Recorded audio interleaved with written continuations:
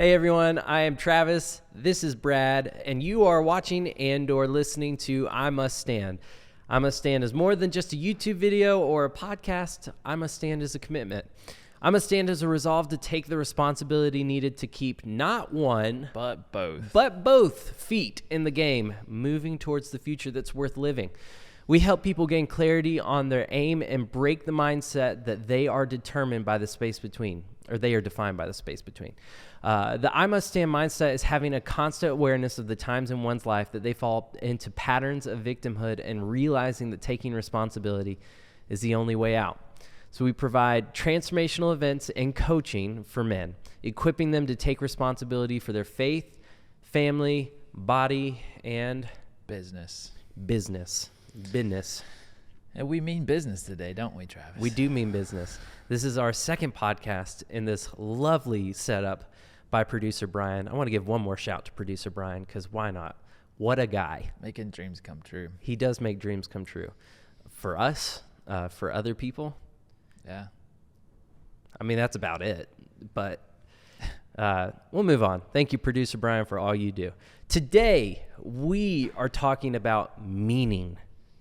And we are meaning machines. Yeah. That's right. We are meaning machines. What do we mean by that? We're going to be asking that question a lot today over various topics, over various things. But the gist of this is saying that we are the ones that describe meaning in a conversation between one person and the other. Someone says something, the weight of interpretation all falls on the receiver of the communication, us.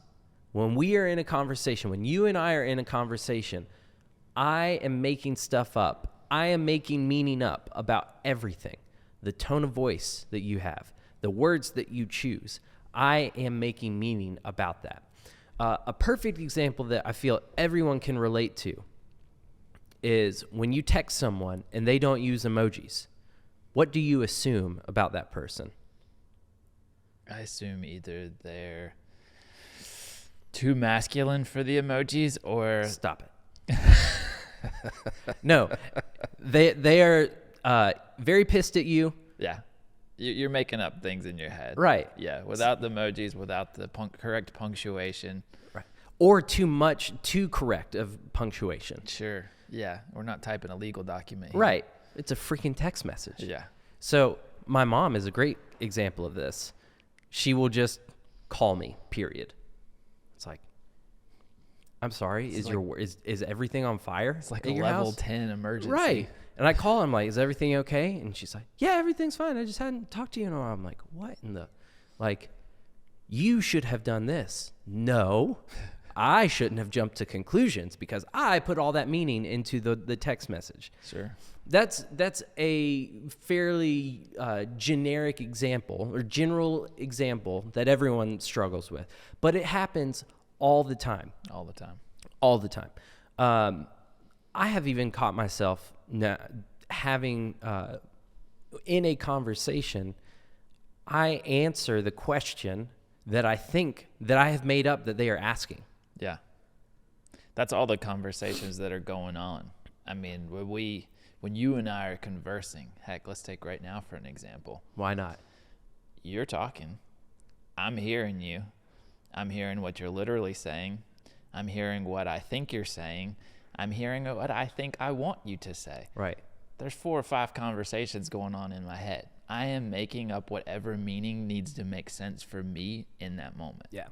And I don't know if producer Brian can do this or not. I'm putting him on the spot as I say this, but if there's a way that he could take the wide shot right now. Right now. We are in the wide shot. Hello, everyone. You look great over there. And if you're on podcast, this is going to suck. I'm sorry. Just bear with us for the next minute. But there is a conversation happening between you and I, little arrow happening between us, right? Yeah. Then there's the conversation from our minds about the conversation. Right. Inside of our mind, there's a conversation that's happening about the conversation. So we are responding to the conversation in our mind, not to the conversation between the two of us. Sure. And if producer Brian, I won't be upset with you if you don't do all the interpretation of that with arrows and nice drawings, but it would be cool. This podcast is strictly for visual audiences only. Apparently. I'm also being extremely ungrateful. Look at this set, and then I'm now wanting him to be a master animator. But you don't have unless you ask, right? Right. 90% of sales is just asking. What does your meaning machine mean by this? Right. I'm pretty sure he's flipping me off in the background right now as well.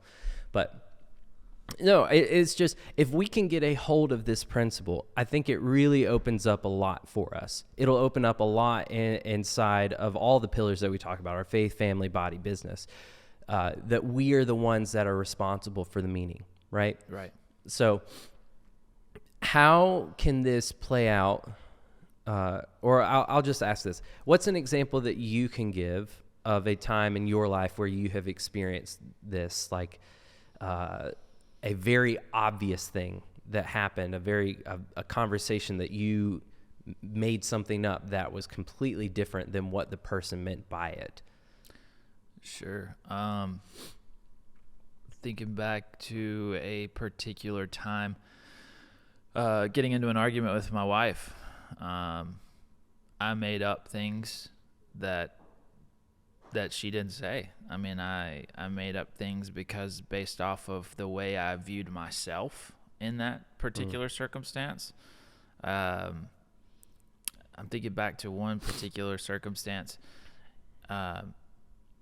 She was criticizing me out of love and really out of like a way just to look at it differently. Can't even remember what the topic was we were talking about right now, but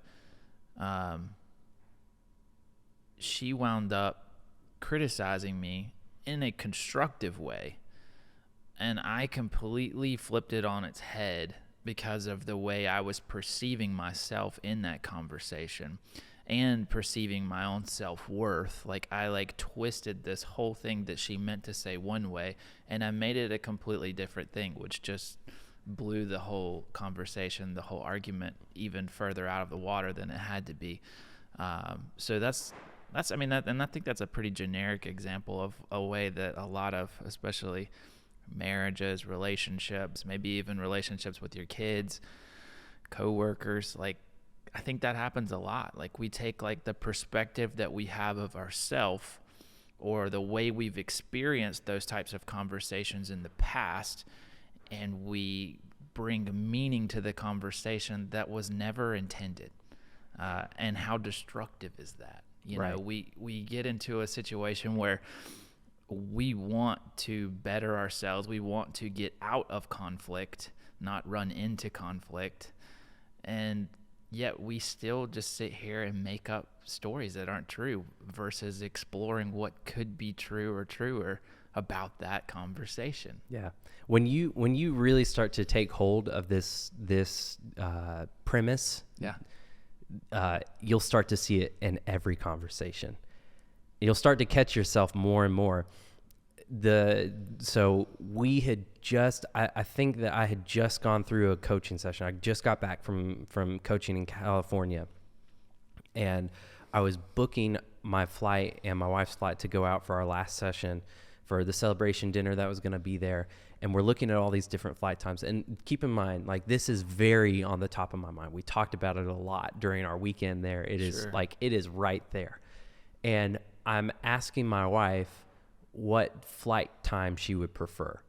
And, you know, we're looking at Saturday or Sunday, you know, either Saturday afternoon, and then I could go pick her up after we were done, or Sunday morning and she could Uber in.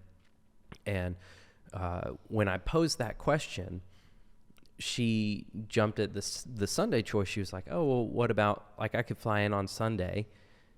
In my mind, the first thing that popped up was she doesn't want to do this. Like, it's only 2 days already that we're going to be together out there, and she's already trying to take down one of those days. She doesn't want to spend time with me. This is not important to her. Right. And so I responded to a question that I asked her. I gave her two options, and I said, you know, I responded with all of that in my mind. Right. She gave me of the two options, she gave one, and then behind it in my mind, like I just vomited on it. well, if you don't want to go, like, don't go then. Like, if Yeah. you don't want to, like, if you just want to be here with the kids, that's fine. But, like, this is important to me. And at no point did she say, I don't think this is not important to me and I don't want to spend time with you. Right. But that's what I made up about what she said. Yeah, that meaning machine was going The right. meaning machine was going wild. It was going right off the tracks. And we eventually get to the point where I have to calm myself down from that because I kind of exploded out of that. And then she, in turn, she's asking me, or I'm saying, hey, if you come in on Sunday, you have to Uber. And I know you don't necessarily want to do that.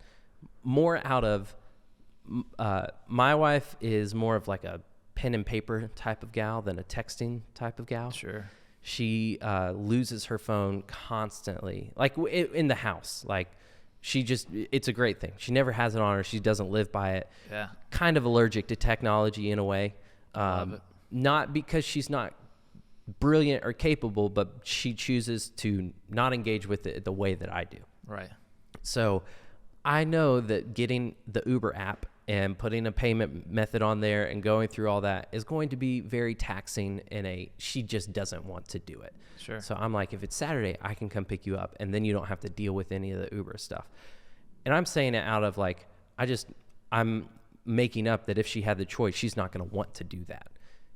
She heard, he doesn't think I'm capable.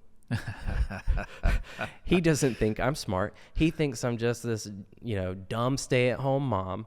And she blows up at me over, well, why would you say that? And it was just the funniest thing. Like, within 15 minutes, we had 2 clear cases of this exact thing that we had a conversation about already. Right. It's like, it's just wild. And so to think that like, oh, I've got a pretty good grasp on for those that think that they are pretty objective about how they take in information, you are deceived beyond help. Like, Yeah. You have to realize that everyone is a victim to this, or everyone is not a victim. Everyone deals with this. And in order to get past it, you have to recognize it. Yeah. So what are some things that we can do to help us not be operating out of the conversation we're making up about it? What are some things that are helpful? Yeah. So first of all, it's going to be just being aware, being aware that we are doing this. Like, we are constantly doing this, whether we consciously are doing it or subconsciously doing it, we are doing it. So if we're aware of that fact, then we can start to ask clarifying questions. We can slow down the narrative. We can start to see things from a different angle versus our own angle every time. Those are just a few of like the simple ways to just slow this process down before that meaning machine does go off the rails. It's easy to say. It's a little harder to do, especially mid-conversation when you've already got this predisposed story narrative. Right. We say this from our ivory tower of being removed emotionally from something. But yes, welcome. Welcome to our tower. It's very nice up here. We have all the rich things. It's a great view. It's beautiful. We have no issues. The irony is, man, like, emotion just jumps to it, and you get so clouded by it. And it's very difficult in those moments, unless you are aware, unless you realize that you do it. If you know going into a conversation or going into any interaction that you do this constantly, that's the only time that you could say, whoa, time out. I could be making some stuff up about this. Right. And it's not too late. Like, you get into a conversation and we say be aware of it, but also be willing to own it. Yeah. Like, if you're willing to actually, even after the fact, like, go back to that person and say, hey, these are the things I was making up going into this conversation, then you can get some clarifying questions asked. That's then great. You can figure out the way that they actually meant to say it. What was their objective? What was their true meaning behind the word spoken? But I see often we just want to be right. Yeah. Like, nobody wants to be wrong. Yeah. I think that's important to, again, getting back to why we do it, why we make up the things that we make up. So it's one thing to be aware of how the process works. It's another reason to say, but why do I default to these types of things? Well, we like to be right. We like to be in control. Yeah. So if we can drop those, if we can allow ourselves to be wrong, which is a very freeing thing, by the way, and to be able to say, here's something I've been making up about this. When you did this, not this is how it made me feel. This is what I made up. When you did not respond to me, when it took you 2 weeks to respond to me, I made up that in my mind, I'm not important to you. You don't see me as valuable enough. Yeah. Is that true? I'm making that up in my mind. I don't think it's true when I'm talking about it, but this is just something that's coming up for me. Just want to throw it on the table.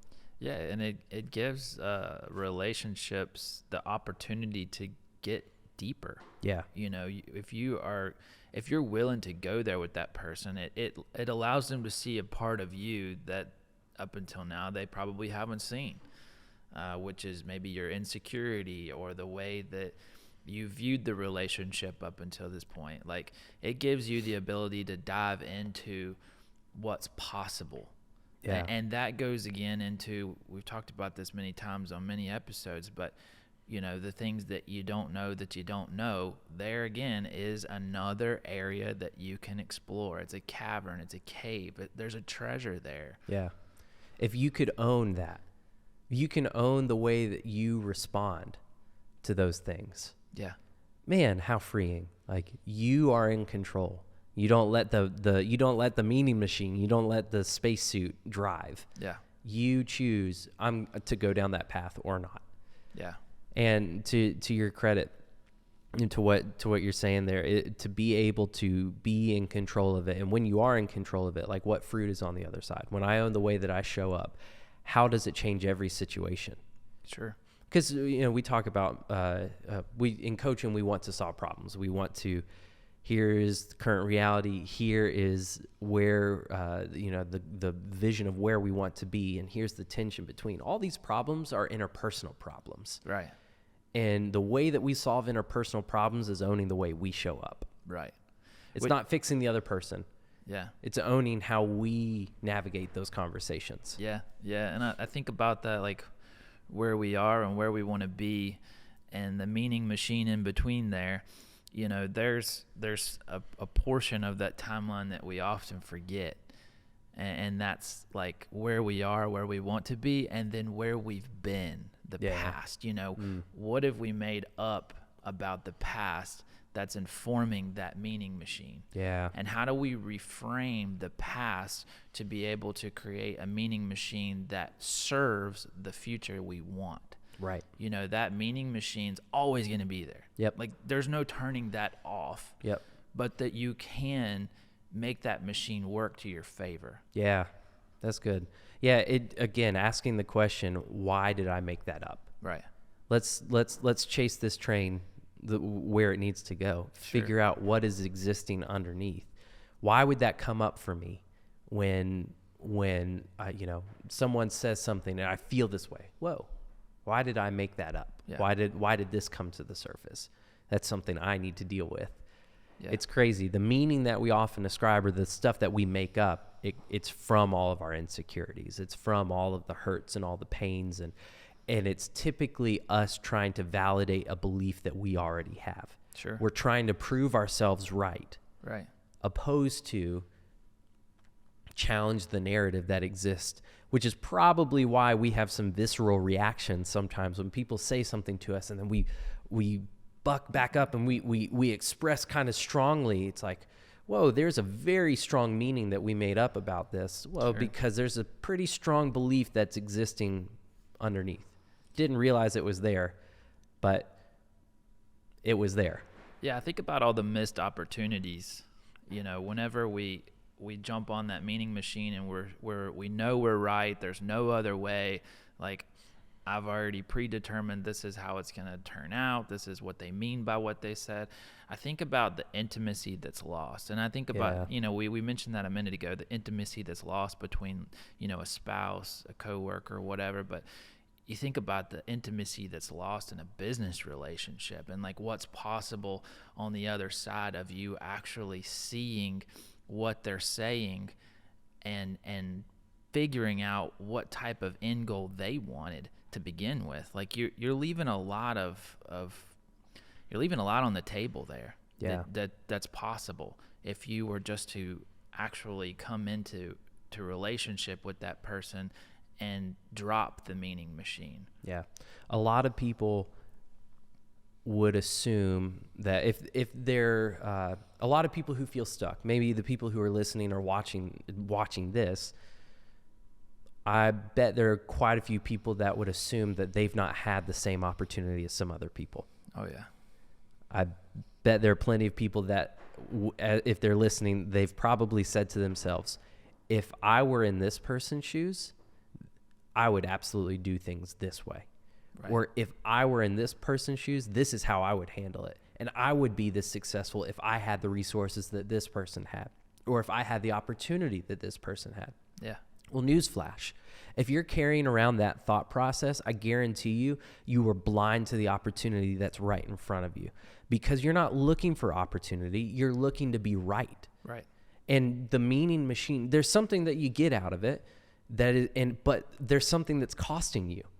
Opportunity is knocking, and you're not going to hear it if your ears are closed off.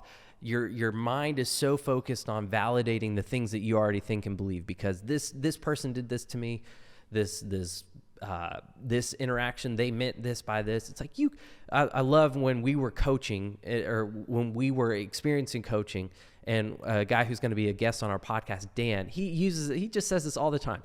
You can't prove that. Yeah. How do you prove that? Where's your proof? Did they say this? Yeah. Did they say, X, Y, Z? No, you can't prove it. It's because we run with it. Yeah, I had a therapist one time, John Joliffe, tell me, he said... Wait, what's the person's name? John Joliffe. I just didn't want to move past that too quickly. It's a fun way to say. What John a name. John Joliffe. I feel like he should have a jingle after him. Yeah, he's out of the Newport, California area. Sorry, keep going. He always had this saying, and he called it the camera rule of thumb. If you can't take a picture of it, it's not an absolute truth. And even if you can take a picture of it, like we all know, there's ways to doctor that too. But like essentially saying that if you're not there, if you're not in the room, if there's not 1,000% evidence, there's always alternate meanings to what's going on. Yeah. So if you're willing to jump into what those alternate meanings could be, right, that's when the possibility opens up. Right. That's when the pie expands and everyone gets a bigger piece.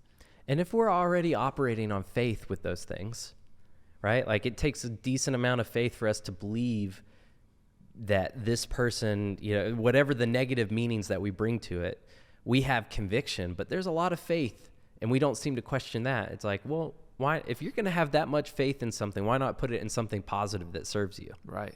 Why not put it in a meaning, oh, this is what they meant by that instead? Sure.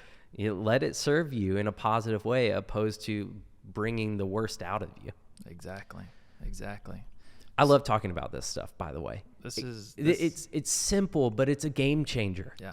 It's a game changer. Just the simple fact that just owning the fact that you are the one who brings the meaning to the conversation. Yep. No one else can do it. You do. Jump in the driver's seat. Take control. Yeah, that's the only way that you're going to get to the future that you want. Yeah, absolutely.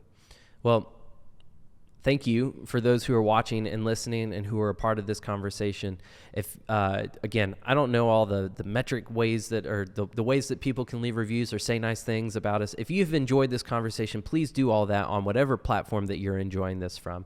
And if you have constructive criticism, we'll take that as well. At the end of the day, we want to serve you, the person who's watching and or listening. We want you to walk away with this, or walk away from these conversations and feel like you can implement something and challenge yourself in a way that says that pushes you towards growth.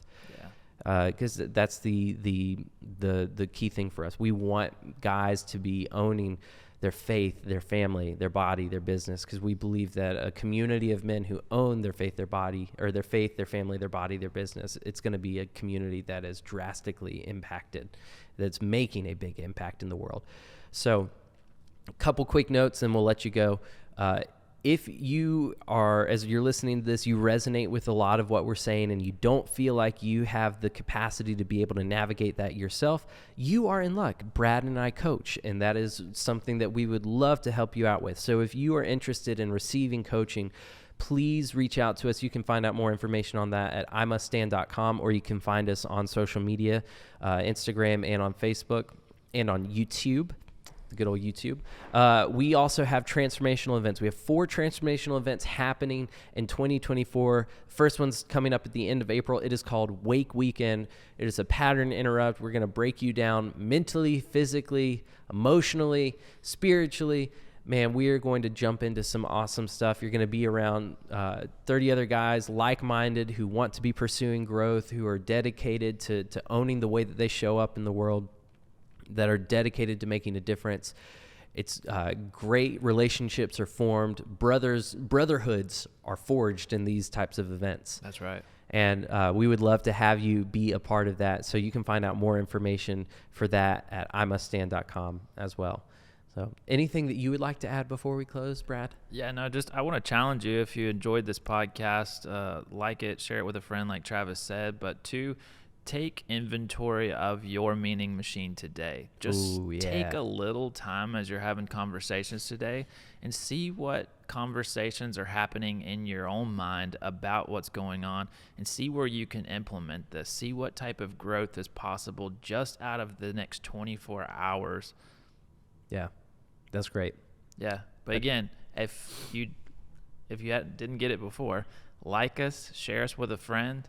And as always, thanks for joining us. Yes, thank you.